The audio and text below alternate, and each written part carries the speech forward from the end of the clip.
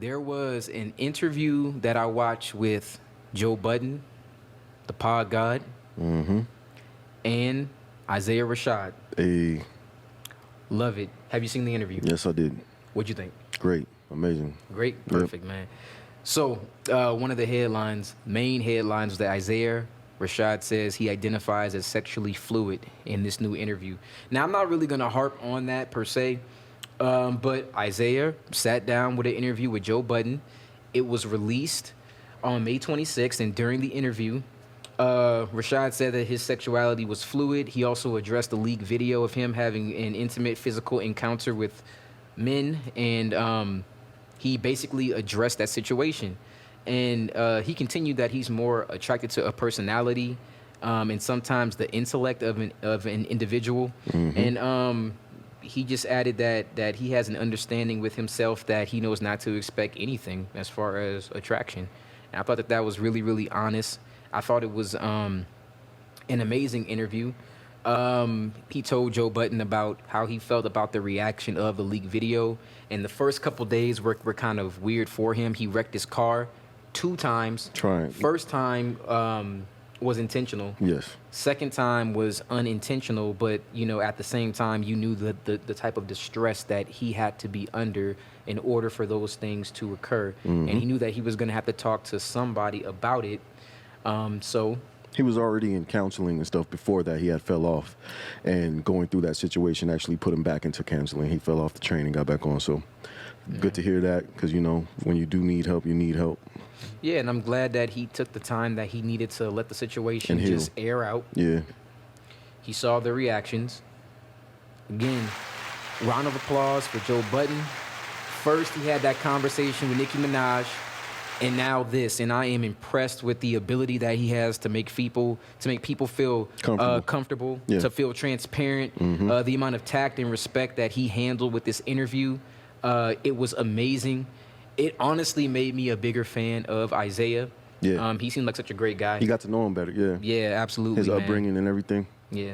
Really good interview. If you haven't seen it, go watch it. Yeah, man, he's skilled at these conversations. He has a way of just pulling out the truth and keeping the space very authentic. And artists and creatives are always going to want to sit down with him to get their message off for that very reason. So, and he's not pushing them to a point where they feel uncomfortable or like attacked or anything. So it's just regular conversation with family, basically. And that's one thing that I do like. I also enjoyed the take that Isiah had on autism when he talked about his son. His son, yeah. And he was just saying how, how they were evaluating his son just because he thinks in a different way. And it had me thinking about a family member that I have that's evaluated. And I'm actually happy for that because I learned a lot from her.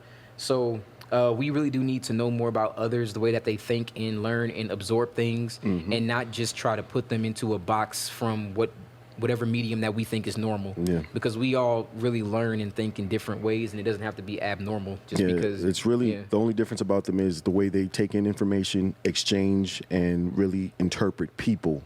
It's not so much that they're any less smarter or intellectual than us. They just see and feel differently really much. It's just the interaction with people. So, yeah. And that's all that it is. One thing that he also said in that interview that I had liked, he mentioned that even when people came to his aid to support him about this leaked videotape, that they were coming out and were just like, "Are you okay? Don't worry, Yeah, I got you, hug." And I thought about that, like, damn, I don't have to come to people like if people found out that I had a tape and I had sex with 3 women, they're not gonna ask me if I'm okay. Yeah. It shouldn't have to be that. They're still making it to where being you're still making it uncomfortable. open, it's still, we're at a point right now where it's still a thing where you can't really be open with other sex, same sex, or open to anything that's outside of a man loving a woman or a woman loving a man. Women have more leeway for some reason. I don't know why, but yeah, they did crowd him really with "Are you okay?" due to him having sexual interaction with women. Being asked if I'm okay a billion times, it just makes it abnormal. Feel not okay. Because if it was okay, you wouldn't have to even ask me. Exactly. And that's what I don't like. That's how you know you're being judged. Exactly. That's how you know that you're being judged. Yeah. And I don't really want to get that from people. So I'm glad that he talked about that. I'm glad that he brought that up because, I mean, that actually made me feel a little uncomfortable when I seen it. Even though it was a lot of love and it was a lot of support, sometimes you have to be cognizant He of, said he received more hate from his own family members on his mom's side. That Wow. was crazy to me. yeah, That is was really, crazy. really crazy to me. Like they were sending hate messages to her for him, like And- basically teasing her. And see, that's another thing. When this is why people are really, really scared to Be open. able to be open, to be transparent, to be anything, themselves. though. It could be mental health. It could be about sexuality, like Right. anything. And the people in your own circle are the ones that are attacking you. Yeah. That's horrible. That he said he had to change his crowd, his Yeah. certain friend groups, family group. Like he had to change his crowd to be able to be more comfortable with himself. But you know, I kind of like that because when adversity comes, you see who's really there for you. Yeah. And you see the people who you And- don't need to have around and you. you're able to grow from it. And you're able to grow from it. So that's a beautiful thing. Clap it up for him one more Yeah, time. man, that was a wonderful interview.